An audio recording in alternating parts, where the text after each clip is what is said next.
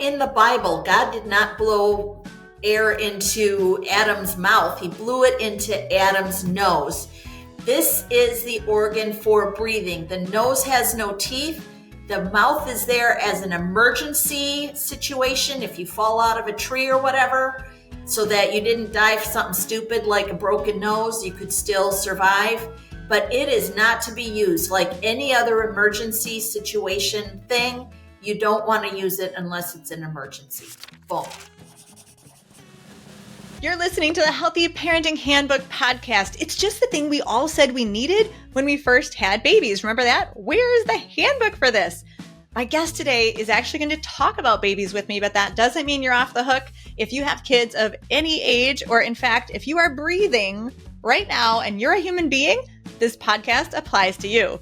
I'm your host, Katie Kimball from Kids Cook Real Food, and on the Healthy Parenting Handbook podcast, I bring together experts in the fields of health, parenting, nutrition, and more to help you, parents who truly want to raise healthy, independent kids, get the information you need.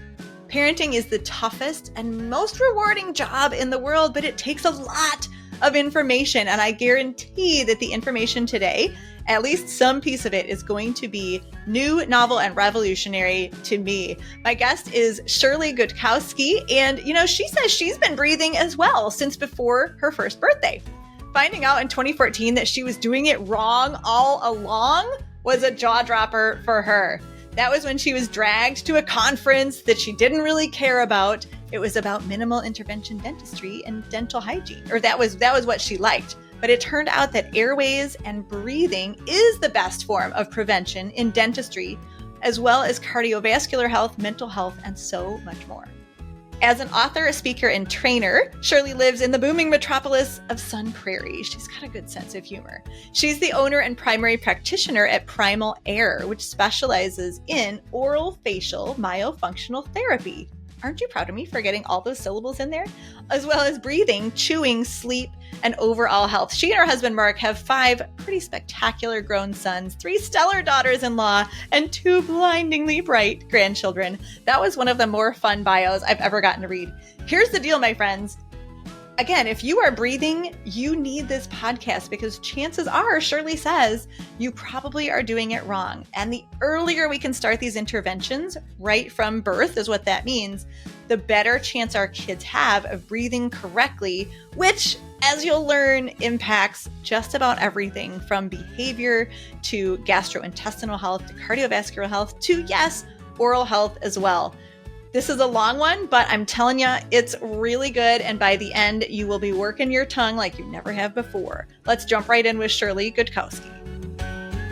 Well, Shirley, thank you so much for being here. I admit that I'm personally fascinated by the whole oral posture and breathing thing as it plays into picky eating. And we'll talk about breastfeeding. So much to talk about today. Thank you for being here.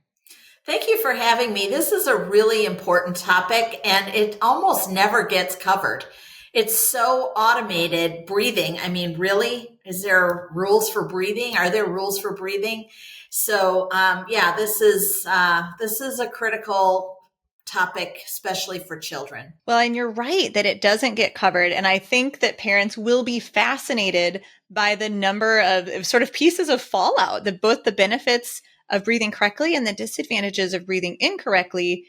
If you think you're listening to a podcast on breathing, look out, because we're probably going to hit, like I said, picky eating, breastfeeding, as well as ADHD, behavior problems, sleep problems, growth, physical health, dental health, right? It's so much. But we got to start at the beginning. How did you get into the tongue? What got you so interested in this topic? I don't know. No.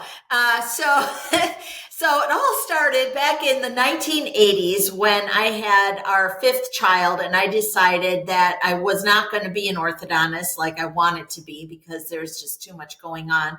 And I wanted to help people with jaw joint problems, I thought. And so I had to switch my major from pre-dental to dental hygiene just to get us over the hump. And I really, really liked dental hygiene. And so I stuck with it for a really long time, probably maybe even too long. It wasn't too long after I graduated and I started a regular job. So I did temping around for a really long time. And I I got a real job. And then I was like, what do you mean I can't tell my patients about this or that or the other thing? And the dentist was like telling me what I should and shouldn't say. And I was like, wait a minute, And then much later, it occurred to me that they not only were they overseeing my license, but this is probably spicy comment number one, and maybe we should be keeping track because I don't know how spicy I can get sometimes, is that they were making the money for the whole practice based on my failures. And if I didn't have, so you only need a dentist if dental hygiene fails, right? So that's the going narrative. And our only tools were scalers, floss, and fluoride. So, and I knew and I found out because I liked research that there were more things that we could be doing. That was pretty exciting, including especially xylitol. Holy moly about xylitol. So then about 2003, I decided that's enough. I can't be doing this anymore. And I started a career in speaking and writing on dental hygiene and preventive topics for dentists and dental hygienists. And that was really great for a long time. Using xylitol chewing gum, using a xylitol nasal spray, all of that stuff were bedrock items for good oral health. Then I was like, how come I know it and they don't? And why is it 10 years and I'm still doing the same lectures? And I was like, yeah, this isn't fun anymore either. And then I got dragged to an airway meeting.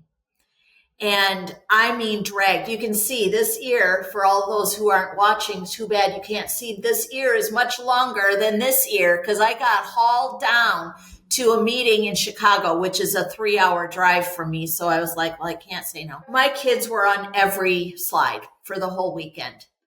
And I was like, holy moly. I went back and did the math. I probably saw 10,000 throats in my clinical career as a dental hygienist. Never saw an airway. Blew my mind. I'm like, of course it's an airway. It's right there. And so my kids had all the classic problems, ADHD, naughty in school, bullies, just a whole long list of naughty boy behavior. I was a naughty girl, so I was okay with it. My husband was a straight A student, so he was not. And so it was a brutal time. It was really a brutal time. My husband and I were married in 1976. We're still married, just so you know. It's possible. Okay, so that's how I got involved because I realized at that meeting that I could run my own practice and I wouldn't have to be under the thumb of somebody else. Everybody that has their own business has a thousand bosses, not just one. So there's that. But at least I can be in charge of my own destiny and my own patient's well-being without having too many head bumping things. Well, and it's interesting that the dentist over you said you can't talk about this and that and the other thing. Today, do we get to talk about this and that and the other thing? Today we can on this podcast. The secrets of dental hygiene are going to be exposed. So we have all of that. We can talk about it today, but in dental offices, it's still kind of a problem. Oh, man. I will say one of my kids was getting a cavity filled this summer, which was always a bummer. And the dentist actually said, yeah, if it weren't for sugar, most of my job wouldn't happen. And I'm like, well, that's a thought gem right there. That was interesting because and I wanted to be like, well, doc, do you give your kids sugar? Because I feel like that doesn't happen, that hardly anyone, especially like you don't see dentists like withholding sugar. And in fact, Shirley, this will make you upset, but we were referred to an orthodontics office and I heard through the grapevine that they have a slushy machine in their waiting room. And I was like, I am not going there and under no way. I don't care if it's for cold on your teeth after getting braces. That's crazy. I mean, come on. Ugh. I know. All right. Okay. Everybody has a choice. Everybody can make their own business. So it's all good. I know. So talk about this airway thing. This was a revelation to you, and your business is now called Primal Air. So it's all about airways, not teeth. Help me out here. Well, yes. So along the way, I had also been very captivated with this idea called epigenetics. So what that means is that what your grandparents were eating and exposed to are now on you, and your DNA is changed as well. Okay. Not just theirs. So my husband was exposed to a lot of chemicals in a plastic bag factory. They were heating up these plastics. He had to use these really bizarre solvents and all this stuff. So now, at least he's a man and he can recover quicker. Because sperm turns over every 30 days or whatever number it is. But we women are born with all of the eggs we're ever going to have. So whatever damage happened to your grandmother, and if she had any damage, because she could still smoke and drink when she was having your mother. So all of that, whatever damage that was, if she lived in Chicago, where the air quality was less than optimal, or any, name a big city, then all of that damage then is translated into the fetus's eggs. One of those eggs is you, Katie. Isn't that wild to think about? That's crazy. It's crazy. It's like a super nesting doll kind of a situation. And one of the outcomes of this problem is the shrinking face. So that's why you can't keep your wisdom teeth. Us bright white Northern European chicks had to have our wisdom teeth out. And that's why it's very controversial now finally, but the orthodontists are also taking out premolars. So teeth that are more towards the front. Our faces are smaller because the jaw grows because of competing pressures of the tongue and the cheeks. So that's how the jaw grows. And when we talk about breastfeeding, the breast in between the tongue and the palate puts pressures on and grows that palate. So that's part of why breastfeeding is so important. It's not just the milk. So those are the kinds of things that were coming to a head for me as I was learning about epigenetics, and that the face was smaller. The competing pressures of the tongue and the cheeks were impacted by an incomplete separation between the floor of the mouth and the tongue. So today we call that a tongue tie. So that's what is also being interfered with. So the tongue grows because of a DNA signature. It just grows until you're 7, then it's done.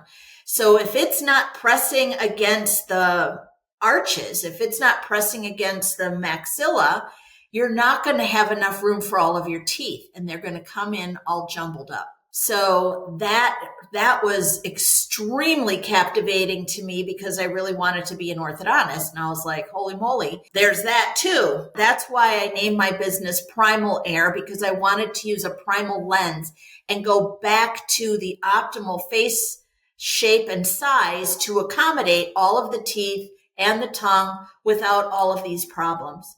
So the airway then is also impacted because if your face is small, your tongue is the same size as our 10,000-year-old ancestors. Where is that tongue meat supposed to go? It goes backwards and it blocks the airway. So that's the short story of how all of this stuff is impacted. When your tongue is slumped back into your airway because it doesn't fit forward, then you have to breathe through your mouth, right? So you have to get the tongue out of the way. It's blocking like your nasal passage? Yep. It's blocking that corner from the sinuses down past your tongue. And Shirley, you mentioned when you were talking about the tongue and the competing pressure between the tongue and the cheeks, you mentioned pushing on the maxilla. Is the maxilla the lower or upper jaw? The maxilla is the upper jaw. Upper jaw. So the tongue is supposed to take up space in the upper jaw. Is that correct? Yes. So tell us, what is perfect, optimal, primal tongue posture? Primal tongue posture is the tip of your tongue against the roof of your mouth before you fall into the vault. So if you take your tongue right now and start at your front teeth and drag the tip backwards, all of a sudden you fall into this big vault. So that's where the tip of the tongue should be. And then another 2/3 of the tongue should be resting against the palate. Okay. So most of your tongue's on the top of your mouth. Correct. And I bet you if everybody who's listening is trying that posture right now, they're kind of gagging on their tongue. because they don't have enough room for it. And it's like, where is it? Where is it supposed to go? And so when babies are born with the epigenetic signature that they've been given by their parents and grandparents in the pollution that we exist in here, is the tongue generally, I mean, it feels like a lazy tongue then. Is it sort of lolling around on the bottom jaw and the bottom of the mouth? And Yes. It needs to have those strong muscles. I remember learning that myself, that the tongue is supposed to rest on the top of the mouth. And I thought, well, that's not where mine is. Mine is the kind of lazy tongue that I just described, like sloppily sitting on the Just bottom, I hanging guess. out at the bottom. Yeah. Mm-hmm. And my husband, I told that to my husband. I'm like, well, I guess we've all been doing it wrong. He's like, well, my tongue is at the top of my mouth. I don't know what you're talking about. It's crazy. Like next time you're in a group of adults, be like, hey, y'all, where's your tongue when you're at rest? Because this could be fascinating conversation to figure out who's doing it right and not. In my experience, most people don't know. Even though we've talked about it for 10 minutes or 15 minutes in our initial appointment, they'll be like, I don't know. It's so automated, that you don't consider it. It's like, is your heart pounding? I don't know. I guess so. Still talking. Right. We don't have like a tongue awareness or a spatial awareness in our mouth. So if we were like, hopefully everyone's sitting or doing laundry or walking or driving in their car listening to this podcast has already started experimenting with their tongue. Like, where do I put it? What is Shirley talking about? The tip and the vault and the 2/3 on the palate. Okay. The palate's the top of your mouth, right? The roof of your mouth. And then what about after the tongue? Is there anything else about good oral posture? Or if the tongue's in the right place, does everything else fall in line? I mean, obviously lips closed, right? Yes. So in dentistry, we talk about occlusion. So that means for dentists that the teeth, the upper and the lower teeth are coming together in a way that kind of functions as a stabilization and to chew food and stuff like that. That's why you have points on your teeth and they're supposed to match up in a perfect way. That's called occlusion. What I wasn't completely aware of, thank you, Dr. Kevin Boyd in Chicago, he talks about 3 occlusions. So we have the dental occlusion, so that's the teeth coming together, labial occlusion, which is the lips coming together, and lingual occlusion, which is the tongue against the roof of the mouth. So when we're talking about breathing, let's try putting the tongue where I said. So try to get 2/3 of your tongue up against the roof of your mouth. Open your lips, and now try breathing through your nose. Easy. Now try breathing through your mouth with your lips apart. With the tongue up, it actually feels weird. You can't do it. It's almost impossible. You have to trick yourself to do it. So that's why it's so important. The other thing is that lips don't have oil glands like the rest of your skin. So when you're breathing with your mouth open, your lips are just continuously getting that wind past and they're drying out. And then you lick them. Saliva has protein breakdown components to it. Guess what your lips are made of? Hello. And so now we have this circle of dry lip thing happening. See, isn't it fun? Yeah, we're digesting our own lips. Thank you, Shirley, for that one. You know what? You started talking about one of the negative impacts, right? The ramifications of mouth breathing. I hate talking about the negative, but guess what? Our brains are wired for fear. So we kind of have to know what's going to happen if. Like, who cares, Shirley? I don't care where my tongue is and how I breathe. What are some of the other negative ramifications of mouth breathing / bad oral posture? There is, because the body is perfect and what we have right now, it is imperfect, right? Because of all of these epigenetic things. There is a neurological circuit between the tongue and the roof of the mouth, between the tongue and the palate. If that's open, your body is in a fight or flight situation all the time. So a lot of these patients that we have who can't reach their palate with their tongue are in this weird anxiety situation. And they just are like, I don't know. Our very first patient that had to have a tongue tie release back when we opened in 2016 came back after it was all finished and she was all healed up and we were doing a little interview. She goes, I'm not afraid to drive anymore. And I was like, what are you talking about? And she was like, I would try anything to not have to drive. I would pay people to drive me because I was so nervous about driving. And now, no problem. I'll drive anywhere. So it's these weird stories that come out of this that are just so entertaining. But it just kind of illustrates that drive for the tongue to be up there. In myofunctional therapy, which is what Primal Air does now, so it works with the muscles in the snoring complex, one of our goals is to get the tongue to live in the palate. If you're oral breathing, you're missing out on a lot that goes on in the nose. The nose is not just moisturizing the air and cleaning it with a little mucus and all this other stuff. It's a complete organ with a whole big job to do, and it's lazy as you can imagine. If you don't use your nose, it's going to fill up with mucus. The more you breathe through your mouth, the more nasal mucus you're going to have because it's on vacation. So when your air goes into your nose, it gets stirred around by what are called turbinates inside the nose. So they're meant to stir the air around, which helps to moisturize and warm the air before it gets to the lungs.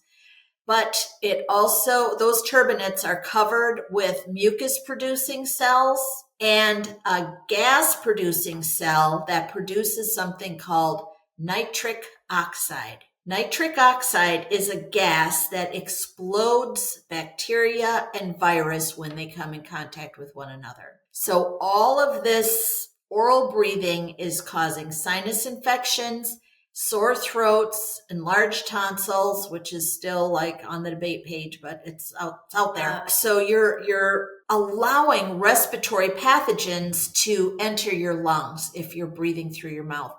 So once you've got these smithereens, which is a word that we used to use a lot when I was in elementary school. Is it still a word today?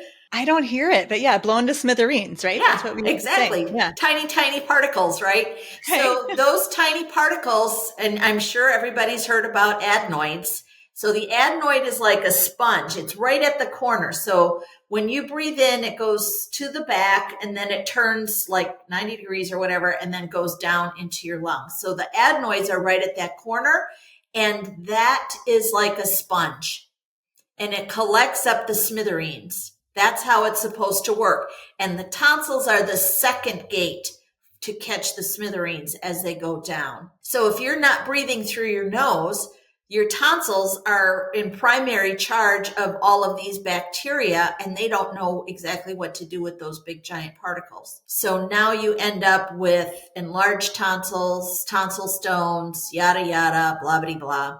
So even in the Bible, God did not blow air into Adam's mouth. He blew it into Adam's nose. This is the organ for breathing. The nose has no teeth. The mouth is there as an emergency situation if you fall out of a tree or whatever, so that you didn't die of something stupid like a broken nose. You could still survive, but it is not to be used like any other emergency situation thing. You don't want to use it unless it's an emergency. Boom. It's starting to smell good in here. Sorry, just Katie interrupting Katie. Why is it smelling so good in here? Because one of my kids is beginning to make dinner while I'm in the office recording a podcast. How cool is that? Did you know that Kids Cook Real Food is an e-course teaching kids basic cooking skills to fill their toolbox, kids ages 2 and up, all the way to teens? I'm so honored that the Wall Street Journal named Kids Cook Real Food the best online cooking class for kids back in 2020. I believe it still is. We do a really good job serving all age groups and skill levels, and this is designed for families to use at their own pace in your own home. How about we start with knife skills? Knife skills are definitely the way to unlock the produce section and make it possible to cook and eat true healthy food.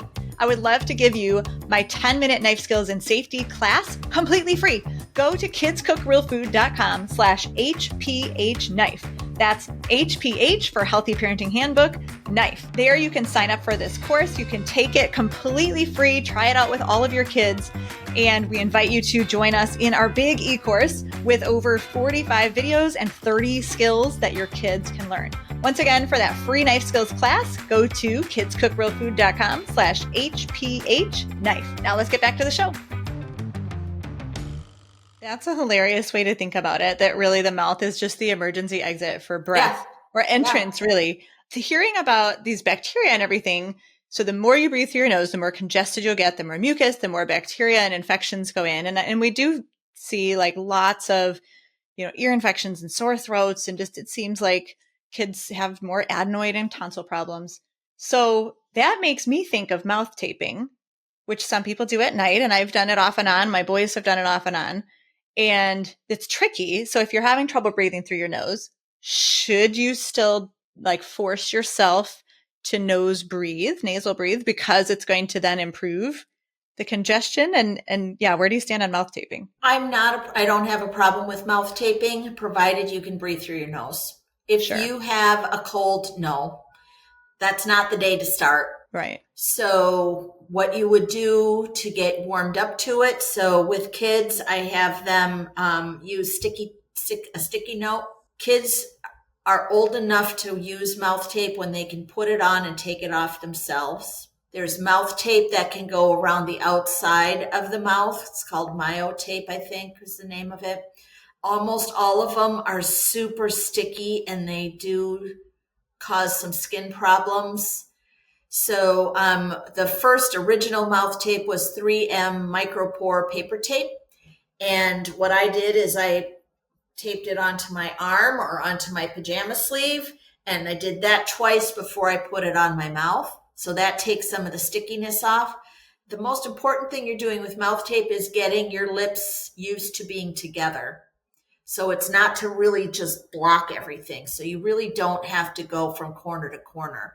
You just really need a small strip here. We have to get the nose to work first. Yeah. But it sounds like mouth taping could potentially have some benefit beyond just being like a Band-Aid. I asked Gabe's new orthodontist about mouth taping. He said, yeah, but you're just covering up a problem if he's struggling to breathe through the nose. But what you're saying makes me think, if you have a little bit of congestion from like dust allergies my kids have, but they can still breathe through the nose, potentially breathing through the nose would then be a snowball effect that would make breathing through the nose easier. Is that true? Yeah. So the other thing is that when you mouth breathe, the sinuses stop growing.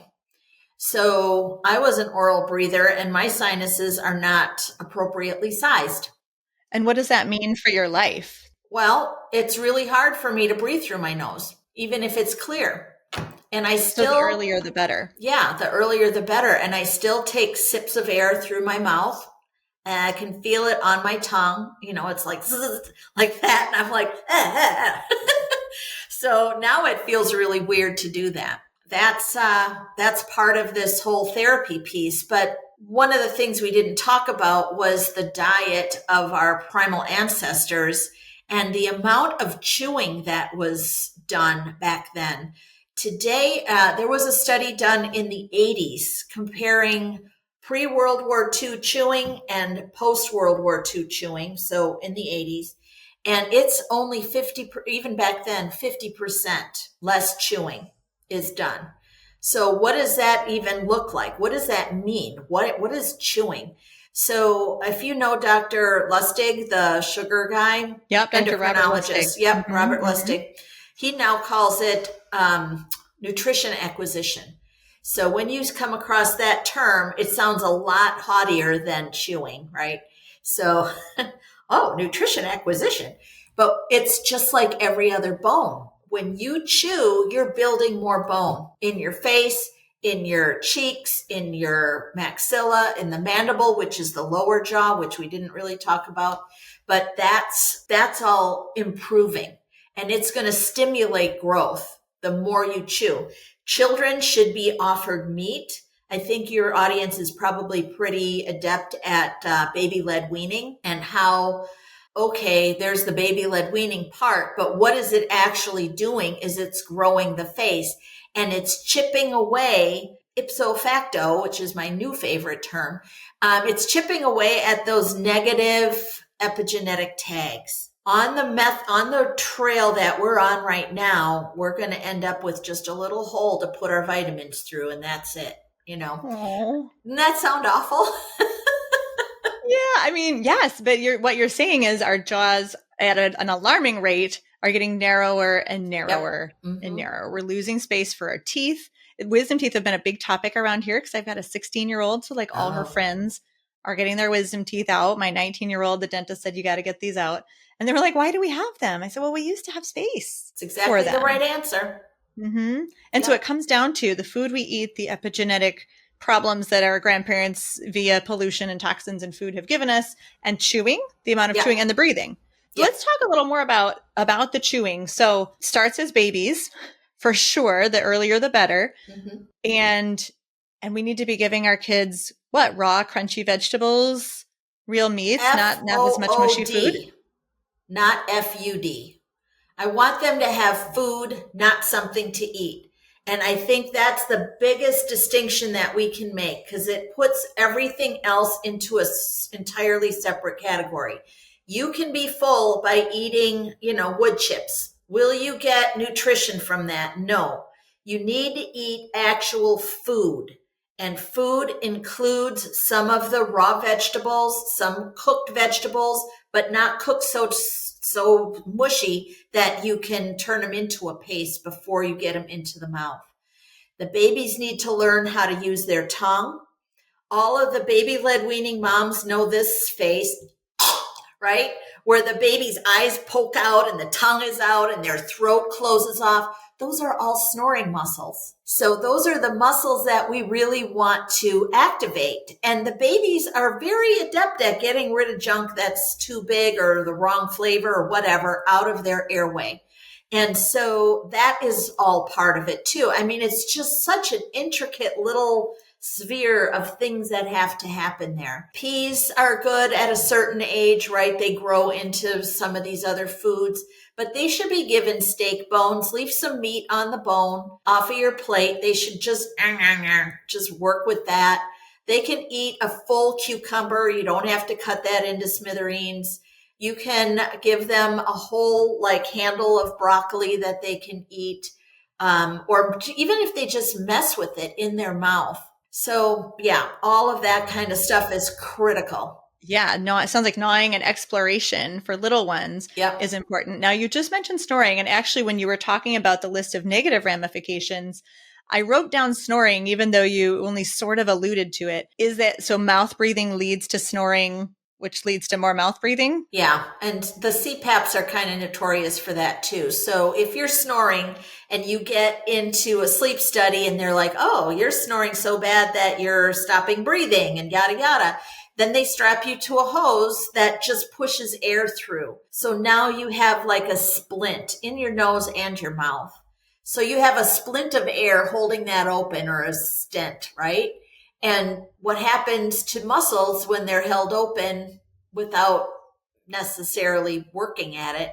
They atrophy, and now you're just getting a worse and worse thing. So it's so intricate, and one thing piles on another and leads to another.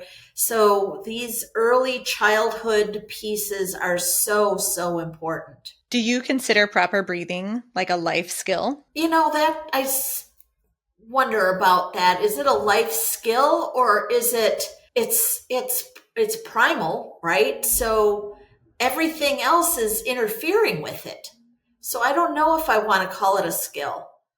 But you should, if you can't do it, then you have to develop it as a skill, I guess, is probably the right twirling answer there. Sure. So if given the right environment, an environment with gnawing and chewing and their lips closed and breastfeeding to work those muscles, and the tongue gets to do all of its exercise, babies and toddlers, humans, will naturally breathe correctly. Correct. But we've changed our environment in the modern world so that babies aren't doing enough of Right. any of that. I mean, when you said bones in meat, like how many people, I wonder how many households in America in particular, where a child has never seen a bone in meat in their life. Because we buy boneless, skinless chicken breasts and sausages and hot dogs, and you know what I mean? Like It's a crime against beef. nature. we don't even have the bones in the house to gnaw No. on, because that's fascinating to me. I have a friend who's in her late 50s right now, and she will not eat any meat off a bone. Aw. It can't even get to her plate. My She husband won't. doesn't like it. And I think it's trickled down to my kids. He's like, oh, it's too much work. But maybe that's the point, is we should be like, and I think Yes. he kind of means with his hands, Yeah. but that's the point, is that's actually really good work for lips and tongue and teeth. Yeah. Just, So my dad was a little kid in Prussia during World War II. So they had to flee out of Prussia with a P when he was 11. And they farmed their own stuff, and they ate, they went out and they killed chickens on Saturdays to make for Sunday and stuff like that. So he would eat every bone in the whole house. He would eat the neck bones. He would suck on that tiny chicken neck bones. I don't know, maybe your audience doesn't even know.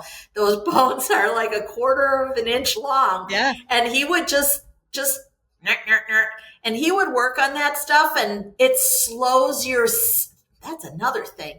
It slows your eating down. It gives your body an opportunity to taste the food and to recognize the food as a food so that your stomach can be prepared. Your taste starts in the nose, and it gives information down to the stomach to deliver the right appropriate acid content to dissolve the food. And if you're not chewing it, and if you didn't smell it, like this incredibly crazy smoothie thing that's been going on for the last 10 or 15 years, it's really nuts. People are drinking an entire salad, and there's nobody really addressing that. There's no smell there. There's no interaction with the food. There's no chewing. It's just bare naked, straight on food coming down the pipe. And that's not good for the stomach. I hope parents are connecting some of these dots, because especially, friends, if you have a picky eater, listen to what Shirley's been saying. When we don't give our kids real, fruits and vegetables and meats to chew, their face shape changes, their tongue gets lazy, we lose muscular, tension, and then they're going to gravitate toward more mushy foods. That absolutely looks like picky eating. If they're not chewing enough, or they're eating too fast, or we're serving mostly mushy foods, now it's impacting their digestion. Kids who don't digest well feel a little yucky after eating. Those also present as picky eaters. And of course, all of the physical ramifications of poor digestion. Like, this really is a big deal. I've got one child who I feel eats too fast. And I've said time and time again, I really wish she would chew more. Like, the science says chew more. And it's just not happening. And it's such a bummer. Like, we can give our kids information, but I don't think I can hold the child's mouth and force the chewing. Well, you can have that child evaluated for a tongue tie. People with tongue ties chew with their cheeks instead of their tongue. So they pocket the food in their cheeks. They chomp, chomp, swallow, chomp, chomp, chomp, swallow. And they just learn to swallow bigger pieces of food. And that will become a problem starting age 43. I don't know. Just right in that area, Later. Yeah. That's really interesting. If a child has a tongue tie, can they breastfeed? Yes. Okay, because I say all my kids did. So if that was a litmus test. Yep, okay. They can. Some can still breastfeed. They figure out a way. Or the mother becomes accustomed to the level of discomfort, or the nipple kind of becomes calloused or something like that, and you don't even notice because you've got a baby, and who notices nipples then? It's just like, if they're not bleeding, they're fine. There's ways around it. The body is amazing at how many ways it can compensate for problems. It's just really amazing. So I'm guessing that you would be on team clip the tongue tie, because I know that's a bit controversial right now. Some people say don't clip, some people say do. But also, I'm curious, do dentists and orthodontists ever point out tongue ties? Some dentists do. Some dentists are pretty good at it. There is a lot of controversy around it right now because the medical community is not considering the epigenetic changes. They're just ignoring that component, and they're just saying it's too many because suddenly there are quite a number. The orthodontists, do get referrals from orthodontists on occasion. I have one 62-year-old woman who was in braces for 3 times for a total of 11 years in braces. Her tongue was tied so severely it took 2 surgeries to release. And how did that change her life post-surgery? Well, for one thing, she could use her tongue. For another thing, she says to me, and I don't know why people tell me this, but she was like, ever since doctor did my first tongue tie release, I have not been constipated. And I said, what are you talking about? Oh my gosh. Quit talking about poop. And so I'm on the other end. And she said, no, she's been constipated her entire life. And if you can imagine paying for braces 3 times as an adult in her 40s, in her 50s, and this was in her 60s, Sheesh. for 11 solid years of that kind of baloney, never addressing the tongue tie. Her orthodontist, she was in braces when I met her, and her orthodontist was like, why are you getting that tongue tie release now? All we can do is do it when we get to it. I have another little boy patient, 9 years old, and he went through physical therapy and occupational therapy, and they were able to nurse successfully with all of this therapy for however long, and they decided they were not going to get this tongue tie released. His palate was so misshapen from having such a no interaction with the tongue and the cheeks. So I'm on Team Snip. Yeah, Team Snip. Yeah. It makes sense.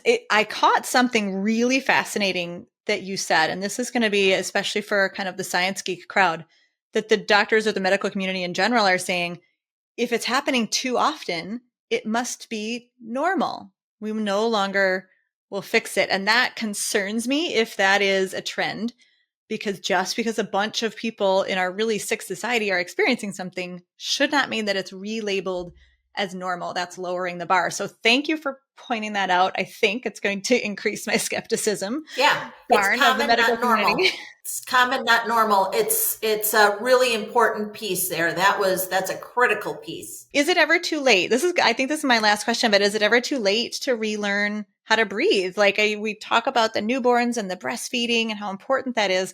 What of those of us whose kids are way past that? It's never too late. I have patients who go through breathing therapy in their 70s. I have patients in their 70s who have had their tongue tie released, changed their life. My oldest patient is the longest to go patient too. She still won't give up her CPAP machine. She was having readings of 8 stoppages per hour every night with the CPAP. And now that the tongue was released, she's down to 0.5 or less per night. Wow. So I'm like, well, why don't you she's like, I just can't. She's too nervous. Yeah, she's just too nervous about it. Well, okay. I mean, is that the worst thing in the world? No, but it's a slippery slope. Once you take a medical intervention, it's really hard to remove regardless of what that is. I hope, Shirley, that parents of picky eaters, parents of newborns, soon to be grandparents, if you're going to be a grandparent in the next 10 years, tuck this information away. Because that's where some of us are, parents of kids with ADHD and behavior problems could all be stemming from that poor sleep that they're getting from the mouth breathing. And dental cavities too. There's so much that we didn't even quite talk about, but It's a good rabbit hole to go down if parents have worries about all sorts of, if you notice your kid is breathing with their mouth open, that's a huge red flag and it's something to fix. So I'm super practical, Shirley. What's one step that people should take when we get to the end of this podcast in, 3 minutes here? There's all kinds of first steps. No, just one. Depending on, okay, first, if they're mouth breathing, find out why. If their teeth are crowded, find out why, not just that they need an orthodontist. If your pediatric dentist ever says to you, save up for braces, that I talked about Dr. Kevin Boyd earlier, he says that's medically indefensible because we have enough research now to say that we need to do something as soon as possible. If your kid is 3 years old, that is almost past time to work on this. So start as young as possible. If you're in your 40s and your neck won't stop hurting, or if you're also mouth breathing, this is a time to get it done. Right? The minute you find out is the minute that you should be taking action. I think that's probably the biggest thing. Why? And keep asking why until you can't anymore, till you can find the actual kernel. And I would guess an orofacial myofunctional therapist, if I got all those syllables in there, would be a good place to start if you can find one. Or do you work virtually, Shirley, if people want to reach out to you? Yeah, we work virtually. We have 6 therapists that work with us. So we're in multiple time zones and multiple locations, but we do probably 80 or 90% of our appointments are virtual, even for localish people. Which is great because you can do that through, you can do all this in training through a video chat.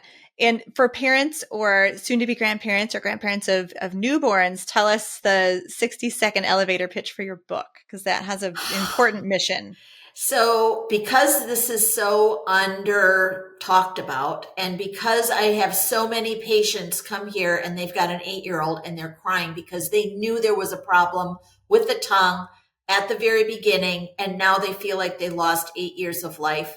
I wrote a book and I called it More Than a Kissing Spot. I happen to have one right here. Your New Baby's Face. So it's intended to be read before you have the baby, because once you have the baby, I don't know about you, but I had 5 kids. I had 2 at once because I'm an overachiever. And you're stupid after the baby comes out. You have zero idea about anything else except providing for that infant. And so that's why I wrote this book, to be read beforehand so that you have the information you need to, is that longer than 30 seconds?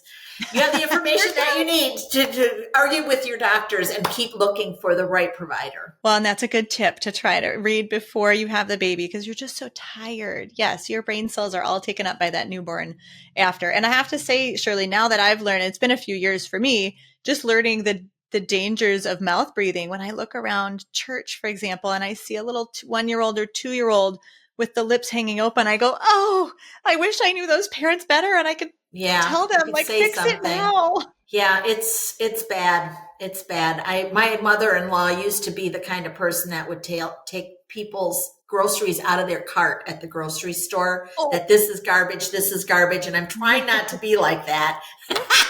So... Well, this was a great platform to, politely, without crossing boundaries, share this information with lots and lots of people. Please share this podcast, you guys. It's, in some ways, it's so simple. Breathe through your nose. And in other ways, as we've talked about this history of why we aren't breathing through our nose and all the various ways that, quote, modern society has really messed this up and changed our face shape. It's a big deal, but generally it's a fairly easy solution.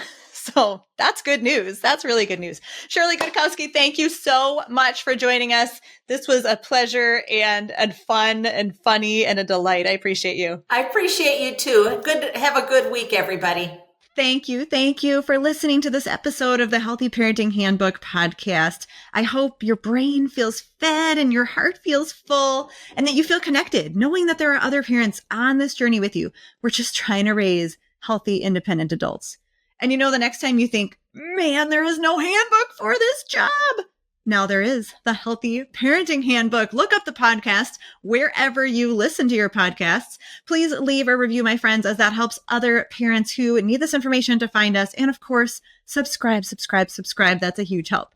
You can also look for our shorts as a reel on Instagram at Katie Kimball Kids Cook, or subscribe to the Healthy Parenting Handbook Shorts channel on YouTube. You'll get those bite-sized portions of healthy parenting advice.